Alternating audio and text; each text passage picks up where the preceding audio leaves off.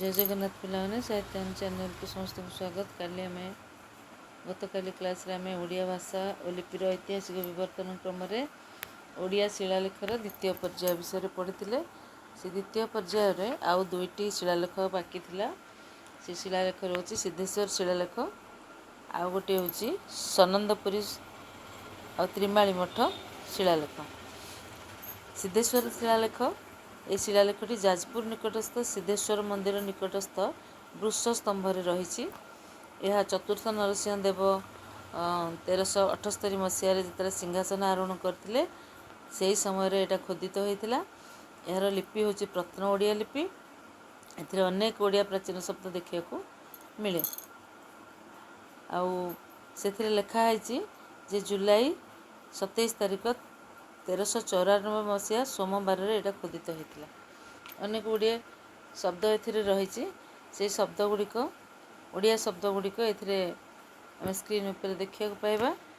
तो मैंने यही अभिलेखर जो रही शब्द गुड़िक ता सहित आम ओडिया कौन से ओडिया भाषा कौन शब्द गुड़िक रही निजे देखिए अनुमान कर। शिलालेखटे पशायित मुदुली भागलोक पाउका दंड ये शब्दर व्यवहार होती।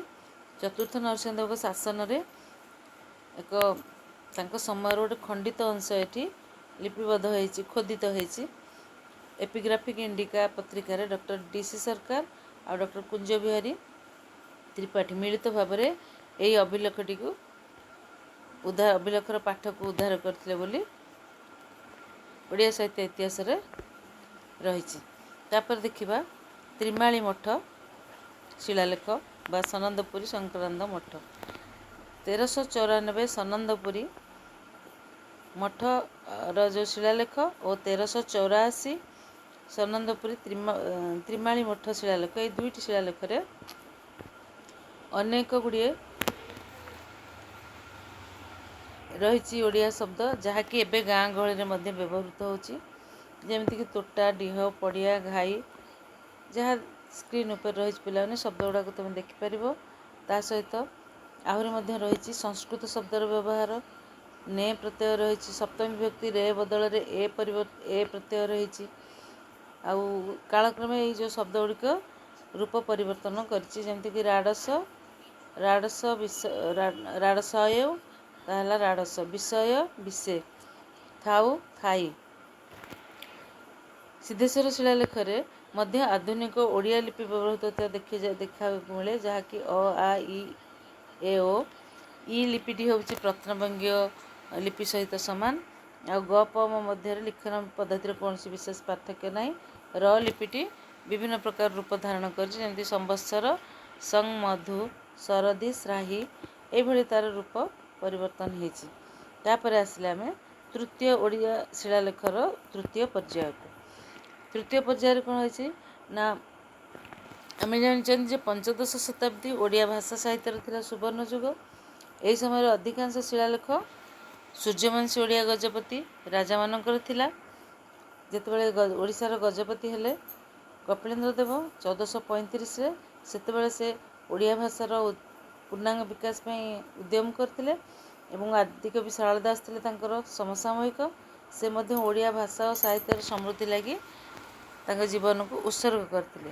तेज सूर्यवंशी राजा कपिलेन्द्र देव पुरुषोत्तम देव और प्रताप रुद्र देव समय ओडिशार इतिहास साहित्य संस्कृति यथेष्ट उन्नत होता विकास लाभ करता। यही समय प्राप्त होता 50टी शिलालेख मध्य प्राय 20टी थिला केवल कपिलेन्द्र देवंकर। एथिरे जो भाषा व्यवहृत होता जो ओडिया भाषा व्यवहृत होता मार्जित और सरल थिला। भुवनेश्वर लिंगराज मंदिर प्रवेश द्वार दक्षिण पार्श्व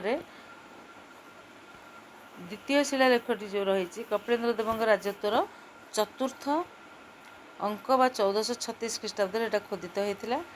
एथिरे से जड़े निजर अधस्थान समस्त राजा को चेतावनी शुणाई जो मैंने असत मार्ग में गति करेंगे प्रजा अहितकर कार्य लिप्त रहे से सिंहासन बहिष्कार से जहाँ अभिलेखर खोदन तार माने लेखाटी ये उद्धार करके दि जाए। उदाहरण भाव में जी चाह ଦେଖିକିରି ପଢ଼ିକି ବୁଝିପାରିବ ଯେ କେଉଁ ଓଡ଼ିଆ ଭାଷା ଏଥିରେ ବ୍ୟବହୃତ ହେଇଛି। ତାପରେ ପୁରୀ ଜଗନ୍ନାଥ ମନ୍ଦିରର ଜୟ ବିଜୟ ଦ୍ୱାରର ଦକ୍ଷିଣ ପାର୍ଶ୍ୱସ୍ଥ ଦ୍ୱିତୀୟ ଶିଳାଲେଖଟି ପ୍ରାଚୀନ ଓଡ଼ିଆ ଲିପିରେ କପିଳେନ୍ଦ୍ର ଦେବଙ୍କର 1900 ଅଙ୍କ ଯେତେବେଳେ ସେ ଶାସନ କରୁଥିଲେ, 19 ବର୍ଷ ଯେତେବେଳେ ହେଲା ସେଇ ବର୍ଷରେ ସେ ଏଇ ଶିଳାଲେଖଟି ଖୋଦିତ କରିଥିଲେ। ସେତେବେଳେ ଆମର ଥିଲା 1451 ଖ୍ରୀଷ୍ଟାବ୍ଦ। ସେଥିରେ ସେ ଲେଖିଥିଲେ ଯେ ମଲ୍ଲିକାର୍ଜୁନ ସେନାଙ୍କୁ ଯୁଦ୍ଧରେ ହରାଇ ବିଜୟୀ ହେବା ପରେ କପିଳେନ୍ଦ୍ର ଦେବ ଜଗନ୍ନାଥଙ୍କ ସେନା ପାଇଁ ପୁଣ୍ଡରୀକ୍ଷ ଗୋପ ନାମକ ଗ୍ରାମ ଦାନ କରିଥିଲେ, ଯେଉଁଟାକି ଏଇ ଶିଳାଲେଖରେ ଲେଖା ହେଇଛି। ଏଇଟା ହେଉଛି ତାଙ୍କର ଆଦେଶନାମା। କପିଳେନ୍ଦ୍ର ଦେବଙ୍କ ପୁତ୍ର ପୁରୁଷୋତ୍ତମ ଦେବଙ୍କ ଶାସନ କାଳ ଥିଲା 1467ରୁ 1496। ତା ମଧ୍ୟରେ ମଧ୍ୟ ବହୁ ଅଭିଲେଖ ଖୋଦିତ ହୋଇଥିଲା।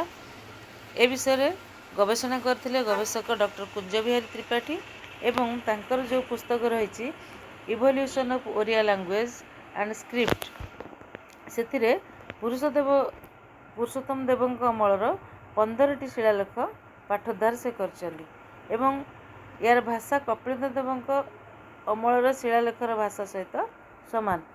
ପୁରୁଷୋତ୍ତମ ଦେବଙ୍କ ସମୟରେ ପୁରୁଷୋତ୍ତମ ଦେବଙ୍କର ଉତ୍ତରାଧିକାରୀ ଭାବରେ ପ୍ରତାପରୁଦ୍ର ଦେବ ଯେତେବେଳେ ସିଂହାସନ ଆରୋହଣ କଲେ 1497ରୁ ଏବଂ ଶାସନ କଲେ 1540 ପର୍ଯ୍ୟନ୍ତ, ସେତେବେଳେ ମଧ୍ୟ ତାଙ୍କ ସମୟରେ ବହୁତ ଶିଳାଲେଖ ଖୋଦିତ ହୋଇଥିଲା, ଯାହା ଆବିଷ୍କୃତ ହୋଇଛି। ତା ମଧ୍ୟରେ ସଂଖ୍ୟାଧିକ ଅଭିଲେଖ ଗୁଣ୍ଟୁର ଜିଲ୍ଲାରୁ ଆବିଷ୍କୃତ ହୋଇଛି। ଜୟ ବିଜୟ ଶିଳାଲେଖ, ଏହି ଶିଳାଲେଖଟି ପ୍ରତାପରୁଦ୍ର ଦେବଙ୍କର ରାଜତ୍ୱ ସମୟରେ ଖୋଦିତ ହୋଇଥିଲା। ତାଙ୍କ ରାଜତ୍ୱର 4ର୍ଥ ବର୍ଷରେ କକଡ଼ା 10 ଦିନରେ ଏହି ଅଭିଲେଖଟି ଉତ୍କୀର୍ଣ୍ଣ ହୋଇଥିଲା। ମନମୋହନ ଚକ୍ରବର୍ତ୍ତୀଙ୍କ ଦ୍ୱାରା ପଠିତ ଏହି ଶିଳାଲେଖଟି ପଠିତ ହେବା ପରେ ତାହା journal of the Asiatic society of ବେଙ୍ଗଲରେ ପ୍ରକାଶ ପାଇଥିଲା। ତାପରେ Oriya inscription of 15th and 16th century ନାମରେ ଏହା ପ୍ରକାଶିତ ହୋଇଥିଲା। ତାପରେ ଐତିହାସିକ ରାଜେନ୍ଦ୍ର ଲାଲ ମିତ୍ର ଏହାକୁ ପାଠ କରି ଏହାର ଆନୁଷଙ୍ଗିକ ସଂଶୋଧନ ମଧ୍ୟ କରିଥିଲେ, କିନ୍ତୁ ଏଥିରେ ଓଡ଼ିଆ ଭାଷାର ମାର୍ଜିତ ରୂପ ଦେଖିବାକୁ ମିଳିଥିଲା। ଏହି ଶିଳାଲେଖର ଭାଷା ଆଧୁନିକ ଓଡ଼ିଆ ଭାଷାର ନିକଟବର୍ତ୍ତୀ ମନେହୁଏ, କାରଣ ଏଥିରେ ଯେଉଁ ସ୍ୱରବର୍ଣ୍ଣ ଦେଖିବାକୁ ମିଳିଥିଲା ସେ ସ୍ୱରବର୍ଣ୍ଣର ବ୍ୟବହାର ଆମର ରହିଛି। ଏଥିରେ ପ୍ରାୟ 29ଟି ବ୍ୟଞ୍ଜନ ବର୍ଣ୍ଣ ରହିଛି। ସେ ସବୁ ବ୍ୟଞ୍ଜନ ବର୍ଣ୍ଣର ଆଲୋଚନା ଯଦି ଆମେ ଦେଖିବା, ତାହେଲେ କଣ୍ଠୀୟ ବର୍ଣ୍ଣ କ ଖ ଗ, ତାଲବ୍ୟ ହେଲା ଚ ଛ ଜ ଥ, ମୂର୍ଧନ୍ୟ ହେଲା ଟ ଠ ଡ ଢ ଡଣ, ଦନ୍ତ୍ୟ ହେଲା ତ ଥ ଦ ଧ, ଅନୁନାସିକ ହେଲା ନ ଣ ମ, ଆଉ ଅନ୍ୟାନ୍ୟ ଯେଉଁ ବର୍ଣ୍ଣ ରହିଲା ପ ଦ ଭ ମ ଜ ର ଳ ଶସ, ଏଗୁଡ଼ିକ ସବୁ ବର୍ଣ୍ଣମାଳାରେ ଥିଲା। ଆଉ ଏହି ଶିଳାଲେଖର ବର୍ଣ୍ଣମାଳାରେ ଏଇ ଅନ୍ୟାନ୍ୟ ବର୍ଣ୍ଣ ଗୁଡ଼ିକର ଯଥେଷ୍ଟ ବ୍ୟବହାର ଦେଖିବାକୁ ମିଳିଥିଲା। 3ଟି ଯେଉଁ ସ ଆମର ଅଛି, ସେଇ ସ ଗୁଡ଼ିକ ସେଇ ସ 3ଟିର ପ୍ରୟୋଗଜନିତ ସ୍ୱତନ୍ତ୍ରତା ମଧ୍ୟ ଦେଖିବାକୁ ମିଳିଥିଲା। ଉଦାହରଣଟା ଆମେ ଯଦି ଦେଖିବା, ତାହେଲେ ଶିଖିବେ, ସ୍ୱର, ଜ ଆଉ ଜ ମାନେ ବର୍ଗୀୟ ଜ ଅବର୍ଗୀୟ ଜ ବ୍ୟବହାରରେ କୌଣସି ଶୃଙ୍ଖଳା ନଥିଲା। ଯେଉଁଠି ଯେ ଥିଲା ସେଠି ବି ଯେ ବ୍ୟବହାର ହୋଇଛି। ଣ ଆଉ ନ, ଜାନି, ଜାଣି ଏଇଭଳି ଭାବରେ ବ୍ୟବହାର କରାଯାଇଛି। ଆଉ ଜୟ ବିଜୟ ଶିଳାଲେଖର ଭାଷା ହେଉଛି 16ଶ ଶତାବ୍ଦୀର ଓଡ଼ିଆ ଭାଷା। ସେତେବେଳକୁ ଭାବବ୍ୟଞ୍ଜନ ଶବ୍ଦର ବ୍ୟବହାର ହେଇଛି, ଯାହାର ପ୍ରୟୋଗ କ୍ୱଚିତ୍ ଦେଖାଯାଏ। ସେ ଶବ୍ଦ ଗୁଡ଼ିକ ହେଉଛି ଅବଧାରିତ ଅର୍ଥାତ୍ ଆଦେଶିତ, ଆଇଙ୍ଗା ପ୍ରମାଣେ ଅର୍ଥାତ୍ ଆଦେଶ ଅନୁଯାୟୀ, ସଂଯୋଧୂପ ଅର୍ଥାତ୍ ସଂଯୋଧୂପ ମାନେ ଯେଉଁଭଳି ଭାବରେ ବର୍ଣ୍ଣନା କରାଯାଇଛି ଆମେ ଏଥିରେ ଦେଖିଲେ ଜାଣିପାରିବା ଯେ ଯେତେବେଳକୁ 16ଶ ଶତାବ୍ଦୀ ବେଳକୁ ଭାଷାର ପରିବର୍ତ୍ତନ କେତେ ମାତ୍ରାରେ ହେଇସାରିଲାଣି। ତା'ର ଉଦାହରଣ ଏଥିରେ ଦିଆହେଇଛି। ତାକୁ ଉଦ୍ଧାର କରାଯାଇ ପାଠ ଭିତରେ ସାମିଲ କରାଯାଇଛି। ପ୍ରାଚୀନ ଶବ୍ଦମାନଙ୍କର ସମାବେଶ ବ୍ୟତୀତ କେତେକ ପ୍ରାଚୀନ ବ୍ୟାକରଣ ନିଦର୍ଶନ ମଧ୍ୟ ଏଥିରେ ରହିଛି। ଆଉ ଚନ୍ଦ୍ରବିନ୍ଦୁ ସ୍ଥାନରେ ଅନୁସ୍ୱାରର ବ୍ୟବହାର ଦେଖିବାକୁ ମିଳିଛି। ସ୍ୱରଭକ୍ତିର ପ୍ରୟୋଗ, ଧର୍ମ, ଧରମ, ବର୍ଷ, ବରଗ, ବର୍ଣ୍ଣ ସଂକୋଚନ ହେଇଛି, ଗଜପତି, ଗଜପତି।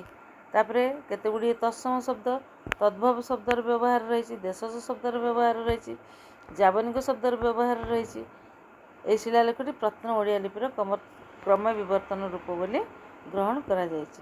ତେବେ ଏହି ଅଭିଲେଖ ବ୍ୟତୀତ କୋଣାର୍କର ଯେଉଁ ଶିଳାଲିପି ଖୋଦିତ ହୋଇଛି ତାହା ହେଉଛି 14ଶ ଶତାବ୍ଦୀର। ଜଗନ୍ନାଥଙ୍କ ଦେଉଳ ଶିଳାଲିପି 15ଶ ଶତାବ୍ଦୀର। ଏହି ଶିଳାଲିପିରେ ମଧ୍ୟ ଅନେକ ଓଡ଼ିଆ ଶବ୍ଦ ରହିଛି। क्रमे ओडिया अभिलेखरे जाबनिक शब्दर मध्य प्रयोग होइछि। सेही समय मोगल शासन थिला, तेणु सेही समय जाबनिक शब्दर प्रयोग देखाई, जेमितिक तियार, सुरगण, चपरासी, गडजात, किलाके एभଳି। ଏହା ସହିତ ପ୍ରାକୃତ ଓଡ଼ିଆ ଅଭିଲେଖ ରହିଥିବା ବୈଶିଷ୍ଟ୍ୟ ମଧ୍ୟ ଦେଖିବାକୁ ମିଳିଛି। ଏଥିରେ ରହିଛି ଓଡ଼ିଆ ଅଭିଲେଖରେ 12ଟି ସ୍ୱରବର୍ଣ୍ଣ ରହିଛି ଏବଂ 36ଟି ବ୍ୟଞ୍ଜନ ବର୍ଣ୍ଣର ପ୍ରୟୋଗ ହୋଇଛି। ଆଉ ସ୍ୱରବର୍ଣ୍ଣ ଭିତରେ ଇ ଆଉ ଉ, ହର୍ଷ ଇ ଆଉ ଦୀର୍ଘ ଇ, ହର୍ଷ ଉ ଦୀର୍ଘର ବର୍ଣ୍ଣନା ରହିଛି। ଅନୁସାରର ଏ ରୁ ଫଳାର ବ୍ୟବହାର ଦେଖିବାକୁ ମିଳିଛି। ବର୍ଗୀୟ ଅବର୍ଗୀୟ ଯାହା ଭିତରେ କୌଣସି ପ୍ରଭେଦ ନାହିଁ। ଦୀର୍ଘରୁ ଯେଉଁ ଆମର ଯେଉଁଟା ଦୁଇଟି, ଗୋଟେ ହର୍ଷରୁ ଆଉ ଗୋଟେ ଦୀର୍ଘରୁ ରହୁଛି, ଦୀର୍ଘରୁ ହର୍ଷରୁ ଉପରେ ଉଚ୍ଚାରିତ ହୋଇଛି। କେତେକ ଶବ୍ଦରେ ରୁ ଧ୍ୱନି ଲୋପ ହୋଇଯାଇକରି ତାହା ରୁ କାରରେ ମିଶିଯାଇଛି। ଆଉ ତିନୋଟି ଯାକ ଯେଉଁ ସ ଅଛି, ତାଲବେଶ, ଦନ୍ତସ, ମୂର୍ଦ୍ଧନ୍ୟ ସ, ଏଥିରେ କୌଣସି ପ୍ରଭେଦ ନାହିଁ ପ୍ରୟୋଗ କଲାବେଳେ, କେବଳ ଦେଖିବାକୁ ମିଳିଛି ସ ଖ ହୋଇଯାଇଛି, ମୂର୍ଦ୍ଧନ୍ୟ ସଟା ଖରେ ପରିଣତ ହୋଇଯାଇଛି, ତାକୁ ସେଭଳି ଭାବରେ ବ୍ୟବହାର କରାଯାଇଛି। ତାପରେ ଦ୍ରାବିଡ଼ ଶବ୍ଦର ବ୍ୟବହାର ଦେଖିବା। ଆଉ ବିଭିନ୍ନ ପ୍ରକାର ବିଭକ୍ତିର ନିୟମ ଯଦି ଆମେ ଦେଖିବା, ବିଭକ୍ତି ଚିହ୍ନ ଗୁଡ଼ିକ ମଧ୍ୟ ଭିନ୍ନ ଭିନ୍ନ ପ୍ରକାରର ଏଥିରେ ଦିଆଯାଇଛି, ଷଷ୍ଠୀ ସପ୍ତମୀ ବିଭକ୍ତି ପର୍ଯ୍ୟନ୍ତ। ଆଉ ଏଥିରୁ ଏଇ ଯେଉଁ ଅନୁଶୀଳନରୁ ଆମେ ଜାଣିପାରିଲେ, ଯାହା ସ୍ପଷ୍ଟ ଅନୁମୟ ହେଲା ଯେ ଓଡ଼ିଆ ଲିପିର କ୍ରମ ବିକାଶ ଓ ଭାଷାତାତ୍ତ୍ୱିକ ଅଧ୍ୟୟନ ଲାଗି ଓଡ଼ିଆ ଅଭିଲେଖ ଗୁଡ଼ିକର ଅନୁଶୀଳନ ନିହାତି ଅପରିହାର୍ଯ୍ୟ। କାରଣ କଥାରେ ଅଛି ପଥର ଗାର ଅଲିଭା। ଏହି ଅଭିଲେଖ ତାମ୍ରଫଳ ଗୁଡ଼ିକ ଓଡ଼ିଆ ଭାଷା ସାହିତ୍ୟ ସଂସ୍କୃତିର ପ୍ରାଚୀନ ଧରୋହର। ଏଥିରୁ ଆମକୁ ଲିପିର କ୍ରମ ବିକାଶ ଏବଂ ଭାଷାର କ୍ରମ ବିକାଶର ସୂଚନା ଆମକୁ ମିଳେ। ଯଦି ଆମେ ଉର୍ଜାମ ଶିଳାଲେଖର ଭାଷାତାତ୍ତ୍ୱିକ ଅଧ୍ୟୟନ କରିବା, ତାହେଲେ ଦେଖିବା, ଆମେ ଆରମ୍ଭରୁ ଆଲୋଚନା କରିଥିଲେ ଯେ ଦ୍ୱିତୀୟ ହସ୍ତଦେବଙ୍କର ଶିଳାଲେଖଟି ହେଉଛି ଉର୍ଜାମ ଶିଳାଲେଖ, ଯେଉଁଟା 1051 ଖ୍ରୀଷ୍ଟାବ୍ଦରେ ଆନ୍ଧ୍ରର ଶ୍ରୀକାକୁଲମ ଜିଲ୍ଲାରୁ ପ୍ରାପ୍ତ ହୋଇଥିଲା ଏବଂ ବର୍ତ୍ତମାନ ତାହା ମାନ୍ଦ୍ରାଜ ମ୍ୟୁଜିୟମରେ ରହିଛି। ଏହାର ଭାଷାତାତ୍ତ୍ୱିକ ଅଧ୍ୟୟନ କଲାବେଳେ ଆମେ ଦେଖିବାକୁ ପାଏ ଯେ ଏହି ଶିଳାଲେଖର ଲିପି ହେଉଛି ନାଗରୀ ଲିପି, ଭାଷା ହେଉଛି ତାମିଲ, ତେଲୁଗୁ ଏବଂ ତତ୍କାଳୀନ ପ୍ରାକୃତାଭିମୁଖୀ ଓଡ଼ିଆ ଅପଭ୍ରଂଶ ଭାଷାର ସମନ୍ୱୟରୁ ସୃଷ୍ଟି ହୋଇଛି। ଧ୍ୱନି ଭିତରେ ଦେଖିବା ସ୍ୱରଧ୍ୱନି, ବ୍ୟଞ୍ଜନ ଧ୍ୱନି, ଆଉ ବିଭିନ୍ନ ପ୍ରକାର ଶବ୍ଦ, ତା'ର ଉଦାହରଣ, ବ୍ୟଞ୍ଜନ ବର୍ଣ୍ଣର କେତେଗୁଡ଼ିଏ ବ୍ୟଞ୍ଜନ ବର୍ଣ୍ଣ ଦ୍ୱାରା ସୃଷ୍ଟି ହୋଇଥାଏ କେତେଗୁଡ଼ିଏ ଶବ୍ଦ। ଆଉ ଏଥିରେ କ'ଣ ରହିଛି ସୂଚନା ଯେ ଏଥିରେ ରୁ ଆଉ ଔ, ଓ, ସର ଶିଳାଲେଖରେ ବ୍ୟବହାର ଦେଖିବାକୁ ମିଳେ ନାହିଁ। ଏହାର ଅର୍ଥ ନୁହେଁ ଯେ ସେତେବେଳେ ଏଇଟା ବ୍ୟବହାର ହେଉନଥିଲା, କିନ୍ତୁ ଶିଳାଲେଖରେ ନାହିଁ। ତାଲବେଶ ଆଉ ଦନ୍ତସର ଉଚ୍ଚାରଣରେ କେବଳ ଦନ୍ତ୍ୟସ୍ୱର ବ୍ୟବହାର ଉପଲବ୍ଧି ହେଉଥିଲା, ଆଉ କ୍ଷଟା ଖରେ ଝିଅ ଫଳା ରୂପେ ଉଚ୍ଚାରିତ ହେଉଥିଲା। ଆଉ କେତେକ ଧ୍ୱନିର ତାଲବ୍ୟକରଣ ଦେଖିବାକୁ ମିଳେ, ବୋଝ, ଯାଉ ଏଭଳି ଧ୍ୱନି ପରିବର୍ତ୍ତନ ମଧ୍ୟ ଦେଖିବାକୁ ମିଳିଥିଲା। ତେବେ ଏହିପରି ଭାବରେ ଓଡ଼ିଆ ଶିଳାଲେଖର ଯେଉଁ ତୃତୀୟ ପର୍ଯ୍ୟାୟ ରହିଲା, ସେ ତୃତୀୟ ପର୍ଯ୍ୟାୟରେ ମଧ୍ୟ ଯେଉଁ ଆମେ ଉର୍ଜାମ ଶିଳାଲେଖରୁ ଆରମ୍ଭ କରିକି ଅନ୍ୟ ଯେତିକି ଶିଳାଲେଖ ରହିଲା ସେ ବିଷୟରେ ଆମେ ଆଲୋଚନା କଲେ। ଜୟ ବିଜୟ ଶିଳାଲେଖ, ଉର୍ଜାମ ଶିଳାଲେଖ, ଆଉ ତାପରେ ତ୍ରିମାଳି ମଠ ଶିଳାଲେଖ, ଏସବୁ ଏଇ ବିଷୟରେ ଆଲୋଚନା କଲେ।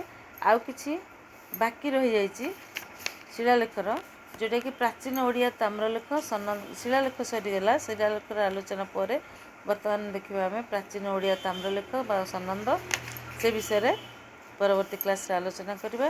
ଆଜି ପାଇଁ କ୍ଲାସ୍ଟି ଏତିକିରେ ଥାଉ। ପିଲାମାନେ ଚ୍ୟାନେଲ୍କୁ ସବସ୍କ୍ରାଇବ୍ କରିବ, ସେୟାର କରିବ। ଧନ୍ୟବାଦ।